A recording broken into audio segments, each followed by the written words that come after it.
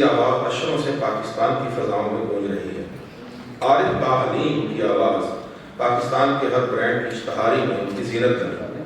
کبھی الطور غازی کی آواز کی صورت ٹیلی ویژن اسکرین کی زینت بنی اور کبھی کلاسیکی ادب کی تخلیقات کو صوتی صورت میں ڈھالتی نظر آئی۔ یہاں تک کہ عارف با حلیم کو آواز پاکستان کہا گیا۔ پاکستان سے ابھرنے والی ایک توانا آواز جو ہر سمت پھیلی۔ عارف با حلیم کا فن کی دنیا سے رشتہ محض صداکاری تک محدود نہیں، وہ ایک اداکار ہیں، ہدایت کار ہیں، پیشکار ہیں۔ اداکاری میں عارف با حلیم کے سفر کا آغاز تھیٹر سے ہوا، جہاں چاروں قوم اور بلاکی بغضات جیسے منفرد ڈراموں کے بعد عارف ٹیلی ویژن اسکرین پر ایک طویل ڈرامہ سیریل کاہے کو بیاہی بدیس کے مرکزی کردار میں نظر آئے۔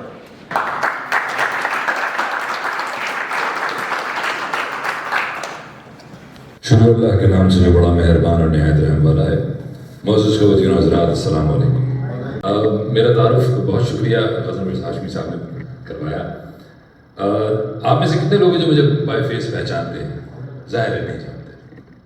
اچھا آپ جانتے ہیں، میری بیوی سے جانتی ہے۔ تو ایسا ہوتا ہے کہ چونکہ ہم آواز کی دنیا سے زیادہ جڑے رہے، حالانکہ میں اداکار ہوں، صداکار ہوں، گلوکار ہوں، ہدایتکار ہوں، پیشکار ہوں، لیکن چونکہ آواز سے جڑا ہوا ہوں تو بنیادی طور پہ آواز پہچان ہے۔ تو آپ لوگ پچھلے 32 سال میں کئی بار پاکستان آپ لوگ آنا جانا ہوا ہوگا، تو آپ نے کئی بار ٹیلی ویژن ریڈیو پر کچھ اشتہار ہوئے جو میں عمومی طور پر بولتا ہوں تاکہ پھر آپ لوگوں کے جو ابھی ہاتھ نہیں اٹھے وہ اٹھیں۔ مثال کے طور پر آپ نے سنا ہوگا کنگ ٹاکس چھوڑے گا نہیں مارے گا چن چن کے۔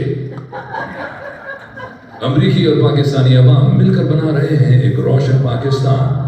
بینک الحبیب رشتہ بھروسے کا، بینک الفلاح کامیاب کاروبار۔ چلو نا کرو ممکن، اب پیپسی لیٹر بوتل پر 5 روپے کی بچت۔ سنا آپ نے؟ اب کون لوگ ہیں جو مجھے جانتے ہیں؟ اسی لیے آواز ہی پہچان۔ تو بے حد شکریہ سب سے پہلے غزل مرزا ہاشمی صاحب کا کہ ہمیں اس پرمسرت اور ایک خوبصورت موقع پر مجھے مدعو کیا انہوں نے، اور میرے لیے باعث افتخار ہے کہ میں اب ہیوسٹن کا باشندہ بن چکا ہوں۔ 1 ماہ ہوا ہے مجھے یہاں منتقل ہوئے پاکستان سے۔ گزشتہ 32 سال میں نے پیشہ ورانہ زندگی کے پاکستان میں گزارے ہیں، جس میں بحیثیت ڈائریکٹر، رائٹر، ایکٹر اور تھیٹر پروڈیوسر اور فلم میکر کے طور پہ کام کرتا رہا ہوں۔ اس کے علاوہ تھیٹر کی نسبت سے ہم جڑے رہے اور ہم ادب کی خدمت کے لیے ہمارے اندر جو جذبہ ہے وہ کافی زیادہ کونتا رہتا ہے، ہر وقت ہمیں بے چین رکھتا ہے، مضطرب رکھتا ہے، جس کی بدولت ہم نے ضیاء صاحب کے نقش قدم پر چل کر بولتی کتابوں کے نام سے ایک پروگرام شروع کیا ریڈیو پر، جو پوری دنیا میں مقبول عام ہوا اور آج کل ہیوسٹن کی فضاؤں میں گونج رہا ہے۔ میں سنگیت ریڈیو پر آج شام 7 بجے میرا پروگرام آئے گا جس کا نام ہے بولتی کتابیں، تو آپ اس کو سن سکیں گے، جس میں ہم کتاب پڑھ کر سناتے ہیں۔ میں واحد پاکستان کا آرٹسٹ ہوں جس نے 53 آڈیو بکس امیزون پر میری بیسٹ سیلرز ہیں، جس میں مشتاق احمد یوسفی ہے، جس میں انتظار حسین صاحب ہیں، ممتاز مفتی ہیں، قدرت اللہ شہاب ہیں، پطرس بخاری ہیں۔ یہ سارے مضامین میری آواز میں امیزون پر آپ سن سکتے ہیں۔ آج میں یہاں جو حاضر ہوں آپ کی خدمت میں وہ ہے مشتاق احمد یوسفی کا پچھلے سال، اسی سال بلکہ جولائی میں ہم نے ایک سیلیبریٹ کیا ہے centennial birth day of the عہد یوسفی۔ عہد یوسفی کے نام سے کتاب پرنٹ کی کمپنی نے، اس میں ہمیں مدعو کیا اور ہم نے اس میں یہ آرٹیکل پڑھا جو میں آج آپ کی سماعتوں کی نظر کر رہا ہوں۔ تو آپ لوگوں کی بھرپور تعلیوں میں مشتاق احمد یوسفی۔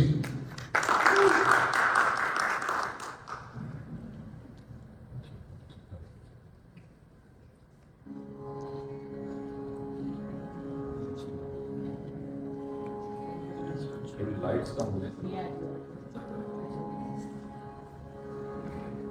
تھوڑی سی کم کر دیجیے، یہ مائک بند ہو گیا میرا۔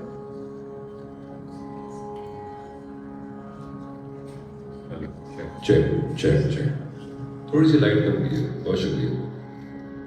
بس یادش بخیر کوئی 20 سال ادھر جب آتش جوان بلکہ نوجوان تھا، اس نے نیلی آنکھوں، بھری بھری ٹانگوں اور بلونڈ بالوں والی میم کو باغ میں اپنے حبیبی سائز کے پومیرین کتے کو بھینچ بھینچ کر پیار کرتے دیکھا تھا بھی ظالم اسی قابل، گول مٹول جھبرا سفید گالوں سے سارا جسم اس پوری طرح ڈھکا ہوا تھا کہ جب تک چلنا شروع نہ کرے یہ بتانا مشکل تھا کہ منہ کس طرف ہے۔ ہائے वो भी क्या ज़माना था जब हर चीज़ जवान थी, हर चीज़ हसीन थी, हर चीज़ पे टूट के प्यार आता था। कैसे महकते दिन से वो भी, मेरी सांस में है गर्मी की लूसी चल रही है। अच्छी तरह याद है कि उस दिन इन गुनाहगार आंखों ने जंजीर के दोनों सिरों पर हुस्न देखा था, और दिल में ये प्यार भरी हसरत करवटें लेने लगी कि अंग्रेज की गुलामी से आजाद होने के बाद कभी फरागत और गोशे चमन नसीब हुआ तो एक नीली आंखों, भरी भरी टांगों और ब्लॉन्ड बालों वाला कुत्ता जरूर पालेंगे। मगर एक तो बकौल मिर्जा आला नस्ल के कुत्ते बाबा के मूल मिलते हैं, दूसरे उस जमाने में मकान इतना तंग था कि जानवर का तंदुरुस्त रहना मुहाल था। वो तो खुदा भला करे मिस्टर S.K. डीन यानी शेखुद्दीन M.A. ऑक्सन का, जो हमारी आतिश शौक को हवा देते रहे। ये हमारे दूर परे के अजीज हुआ करते थे। उनके पास एक बड़ा जय्यद कुत्ता था, खालिस ग्रे हाउंड, जिसे वो पड़ोसियों का खून पिला पिला कर पाल रहे थे। दहने रसा रखता था, जिस्म ततैये जैसा और मिजाज भी ईजन। यूं तो भौंकने के तमाम मुतदव्वल असनाफ में उस्तादाना महारत रखता था, लेकिन चांदनी छटकी हो और तबीयत हाजिर तो फिर कुछ ऐसी और ओरिजिनल तर्ज इख्तियार करता कि जितनी मर्तबा भौंकता तबीयत को हर बार एक नई कोफ्त हासिल होती। देखा गया है कि ऐसे वैसे शौकिया भौंकने वाले कुत्तों का सांस तो 2-4 दफा ही ट्याऊं ट्याऊं करने में उखड़ जाता है, मगर ये कुत्ता बकौल मिर्जा उर्दू में भौंकता था, यानी भौंकता ही चला जाता। कहने वाले कहते थे कि मिस्टर S.K. डीन अपने निज के बुजुर्गों को अपने लायक नहीं समझते, मगर अपने असील कुत्ते का शजरा नसब 15वीं पुश्त तक फर फर सुनाते।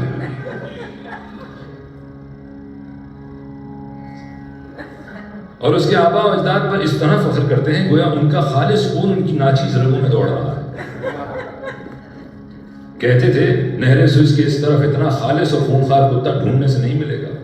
इसका दादा 15 जून 1941 को पौंडीचेरी में देसी कुत्तों से लड़ता हुआ मारा गया।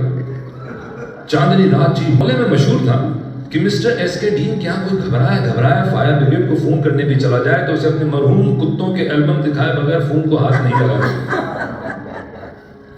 ड्राइंग रूम में मिस्टर डीन की एक बड़ी सी तस्वीर भी टंगी थी।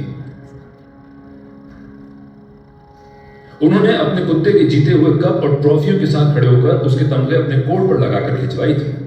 हमारे देरीना हसरत और शीफ्तगी के पेश नजर एक दिन तखलिए में हमें एक टेप रिकॉर्ड पर मौजूद कुत्ते के वालिद मरहूम का भौंकना सुनाया। सुनकर खुद भी आपदीदा हुआ और हमें भी उनकी हालत देखकर रोना आया। कुत्ता पालने की हसरत का इजहार हमने बारहा मिर्जा के सामने किया, मगर वो कुत्ते का नाम आते ही काटने को दौड़ते। कहते हटा भाई, क्या वाहियात जानवर है, बिल्कुल बेमसरफ। कुत्ते की तखलीक का वाहिद मकसद ये था कि फितरत उस पर एक मज़ामीन लाजवाब मजमून लिखे। सो ये मकसद पूरा हुआ और अब इस नस्ल के जिंदा रहने का कोई हक नहीं। वो तो यहां तक कहते थे कि नस्ल नापैद हो भी गई तो उर्दू तंज निगारों से नाम चलता रहेगा। यूं तो सभी जानवरों के बारे में मिर्जा की मालूमात जालिमाना हद तक कम थी। मसलन अभी कल शाम तक वो लोमड़ी को गीदड़ की मादा समझ बैठे थे, और गजब खुदा का बड़े चूंटे को आम चूंटी का नर।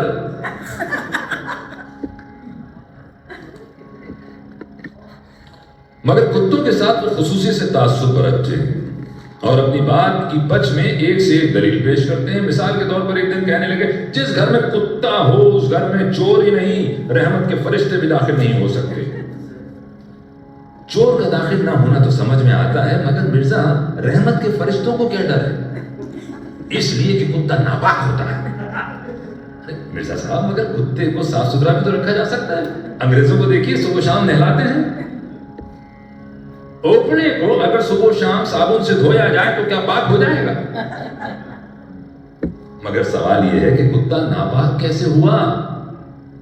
कच बहसी को तुमसे सीखे भाई। अल्लाह बख्शे, नानी जान कहा करती थी कि कुत्ते के मुंह में सूअर की दाल होती है। लीजिए, आपने नापाकी की अछूती तौजी तलाश कर ली। अरे भाई, मेरे एक मोटी सी पहचान आज तुम्हें बता देता हूं, याद रखो। वो जानवर जिसे मुसलमान खा सकते हैं पाक है। مرزا صاحب اس لحاظ سے تو مسلمان ممالک میں بکروں کو اپنی پاکی و طہارت کے سبب خاصا نقصان پہنچا ہے. ارے بکنے والے بکا کریں, مسلمانوں نے کتے کو ہمیشہ کتا ہی کہا ہے, بڑے آدمیوں کے نام سے نہیں پکارا. اچھا تالیاں بجا سکتے ہیں آپ کیونکہ یہ تالیاں مجھے نہیں پڑیں گی, یہ مشتاق احمد یوسفی صاحب کو نہ وہ لکھتے نام پڑھتے. بڑے آدمیوں کی ایک ہی رہی. آپ نے سنا نہیں کہ نسلاً سب کتے ایک زمانے میں بھیڑیے تھے, آدمی کی صحبت میں ان کا بھیڑیا پن جاتا رہا, مگر خود آدمی ارے دیکھو بھائی تم پھر لٹریچر بولنے لگے ہو, علمو بس کر دو یار, بس کر دو. خیر اس بارہ خاص میں مرزا کے نسلی تعصب کی جڑیں ان کے سخت گزیدہ بچپن تک پہنچتی ہیں. اس لیے ہم نے خواہ ان سے الجھنا مناسب نہ سمجھا اور چپ چاپ کتا رکھنے کی آرزو پالتے رہے. یہاں تک کہ وہ دن آ گیا جب ہمارا انگریز افسر بھاری دل اور اس سے بھی زیادہ بھاری قدموں کے ساتھ اپنے وطن کی جانب روانہ ہوا, اور روانگی سے قبل اس تعلق کے خاطر کی بنا پر جو ہم کو اس سے اور اس کو اپنے کتے سے تھا دریافت کیا. تم چاہو تو میرا کتا بطور یادگار رکھ سکتے ہو, امپورٹڈ السیشن ہے, 13 ماہ کا, سیزر کہہ کر پکار تو تم ہلاتا آتا ہے. آپ اندازہ نہیں کر سکتے اس سرائے خاص میں کمزور دل آدمی کے لیے للچاہٹ کے کیا کیا سامان پوشیدہ ہے. اس میں مطلق شبہ نہ تھا کہ اس سے بہتر کوئی یادگار ہو نہیں سکتی تھی, کیونکہ جب بھی وہ بھونکے گا افسر کی یاد تازہ ہو جائے گی. بڑی خوبصورت بات ہے. پھر یہ کہ السیشن کبھی ہم اس کو اور کبھی اپنے گھر کو دیکھتے ہیں. افسر کی اس ادنا سی مہربانی سے ہمیں اتنی خوشی ہوئی کہ بقول مرزا اگر اس وقت ہمارے دم ہوتی تو ایسی ہلتی کہ پھر نہ تھمتی. لیکن ایک بات کے لیے ہم بھی ذہنی طور پہ بلکہ جسمانی طور پر تیار نہیں تھے. 13 ماہ کی عمر کا سن کر ہمارے تصور میں ایک بہت ہی بھولی بھاری صورت ابھری تھی. ہم نے سوچا جیسے 13 مہینے کا آدمی کا بچہ ہوتا ہے, بڑا پیارا سا, دھننا سا, گبتا سا, گاؤں کرتا ہوا, ایسا ہی یہ بھی ہوا. سچ تو یہ ہے کہ بچہ کسی کا بھی ہو سویٹ لگتا ہے. پھر یہ تو السیشن کا بچہ ٹھہرا. جی ہاں بچہ. دراصل ہم اس کے امپورٹڈ ہونے سے اس قدر مروب تھے کہ پلہ کہتے ہوئے شرم محسوس ہوتا تھا. مگر سیزر ہر اعتبار سے ہماری توقعات سے بڑھ کر نکلا. اس کا سرابہ کھینچ کر ہم آپ کا وقت ضائع نہیں کرنا چاہتے. اس کے 1.5 ڈول کا سرسری سا اندازہ اس عمر سے لگایا جا سکتا ہے کہ ہمارے دیرینہ کرم فرما پروفیسر قاضی عبدالقدوس کی سالم ران اس کے منہ میں آ جاتی تھی.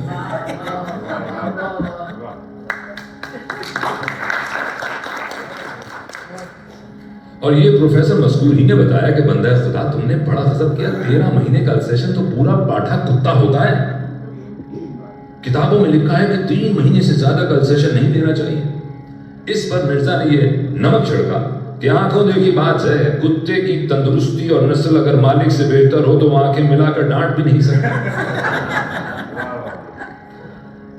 پھر یہ تو غیر معمولی طور پر خونخوار بھی نظر آتا ہے. ہم نے کہا مرزا تم خواہ مخواہ ڈرتے ہو. بولے جو شخص کتے سے بھی نہ ڈرے مجھے اس کی بلدیت میں شبہ ہے. ہم نے کہا مرزا کتا اگر خون کاٹنا ہو تو پالنے سے فائدہ, پھر آدمی بکری کیوں نہ پال لے. بولے ہاں بکری کتے سے بدتر جہاں بہتر ہے کہ جب چاہو کاٹ کر کھا جائے.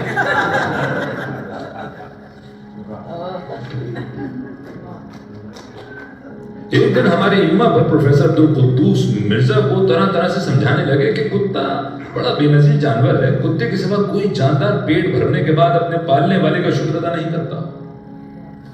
غور کرو تو دمدار جانوروں میں کتا ہی تنہا ایسا جانور ہے جو اپنی دم کو بطور آلہ اظہار خلوص و خوشنودی استعمال کرتا ہے. ورنہ باقی مادہ گنوار جانور تو اپنی پونچھ سے صرف مکھیاں ہی اڑاتے ہیں. دمبا یہ بھی نہیں کر سکتا. اس کی دم صرف کھانے کے کام آتی ہے. البتہ بیل کی دم سے ایکسیلیٹر کا کام لیا جا سکتا ہے. مگر تمہیں کون سا بیل گاڑی چھڑانی ہے؟ مرزا کے زانوں پر ہاتھ مار کے کہے ہائے ایک فرانسیسی ادیبہ نے کیا خوب کہا ہے کہ میں آدمیوں کو جتنے قریب سے دیکھتی ہوں اتنے کتے اچھے لگتے ہیں. کتوں سے ڈرنا بڑی نادانی ہے اور بزدلی ہے, خصوصاً ولایتی کتوں سے. پھر مرزا کا ڈر نکالنے کے لیے انہی کی کھچڑی سر کی قسم کھا کے یقین دلایا کہ انگریزوں کے کتوں کے دانت مصنوعی ہوتے ہیں، کھانے کے اور کاٹ کھانے کے اور۔ پروفیسر قاضی عبدالقدوس بے دودھ کی کافی کے گھونٹ لے لے کر یہ سب بیتی سنا رہے تھے کہ بیٹھے بیٹھے سیزر کو نہ جانے کیا ہڑک اٹھی کہ بوگن ویلیا کی روڈ سے ان کے قیمہ بھرے سموسے پر جھپٹا۔ کافی منہ کی منہ میں رہ گئی، بدحواسی میں پیالی مرزا کے سر پر گری جس سے موخر و ذکر کئی جگہ سے چٹک گیا، اور پروفیسر مذکور گرم کافی کا غرارہ کرتے ہوئے اپنے قد سے اونچا پھاٹک کھلانگ گئے۔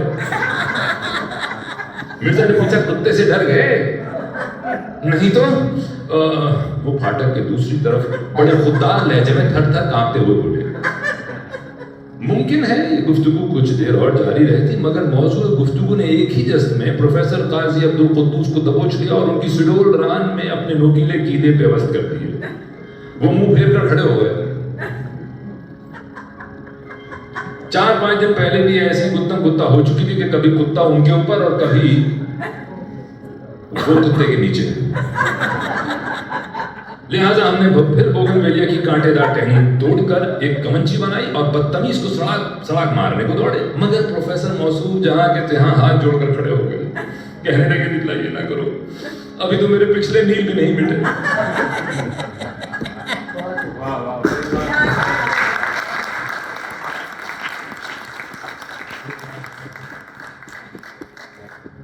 تو اس کے ساتھ ہی میرا یہ سیشن ختم ہو گیا۔ ابھی کچھ گفتگو ہو رہی تھی ہماری محترمہ بینا صاحبہ سے، تو انہوں نے ایک یاد دلائی ہمیں کہ تنہائی پسند ہے یہ، تو میں یہ کہتا ہوں اس ضمن میں ایک شعر مجھے اکثر یاد رہتا ہے، بقدر پیمانہ تخیل سرور ہر دل میں ہے خودی کا، بقدر پیمانہ تخیل سرور ہر دل میں ہے خودی کا، گر نہ ہو یہ فریب پہ ہم تو دم نکل جائے آدمی کا۔ بہت شکریہ۔